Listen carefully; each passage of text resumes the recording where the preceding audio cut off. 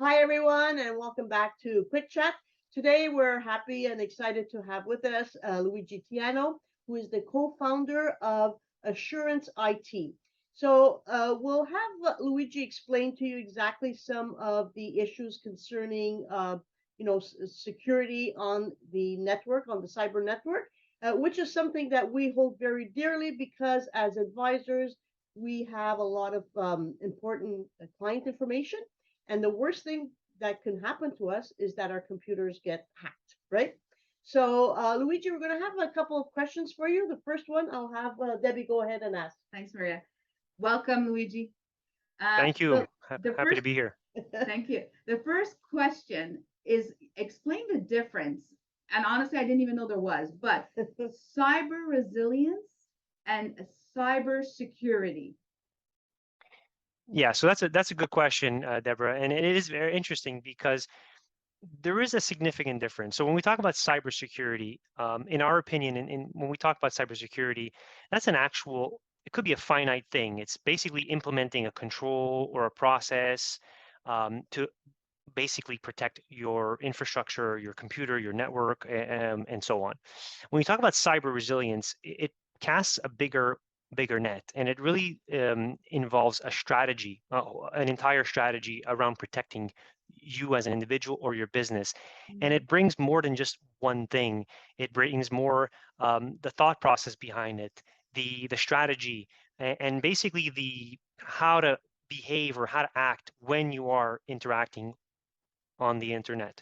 So being cyber resilient is a lot bigger, a lot more strategic, and it actually employs a lot more techniques and processes to make sure that you're protected every day online. Yeah.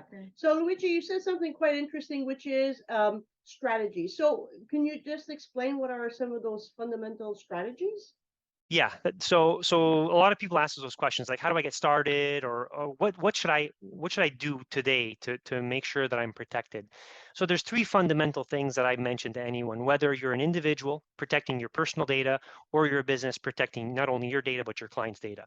You want to start with, of course, cybersecurity awareness training. Like, just be aware of what's out there. Know about the risks, how to mitigate them, how to be aware of what's going on. So, self-education, or as an enterprise, making sure your employees are well aware of what's out there, understand the different terminology, understand the different risks that may exist, because there are a lot. And that's the first step, is really knowing, being aware.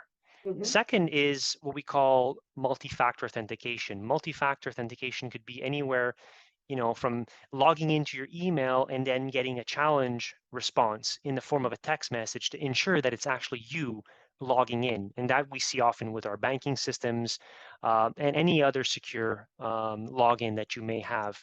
A simple password, whether it's a short or long, is not really the most secure way of protecting information.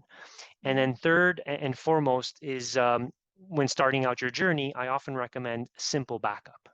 And that's whether you're backing up data at home on your laptop or at the enterprise.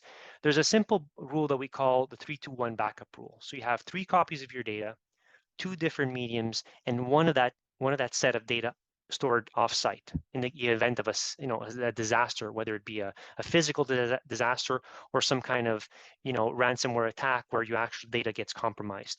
So backup 3-2-1 rule. Remember that one. It's important for anything you do when trying to save your data. Interesting. Yeah. Very important information. Yeah. So, Luigi, thank you really very much. I think that this is interesting for us as well as all our audience out there.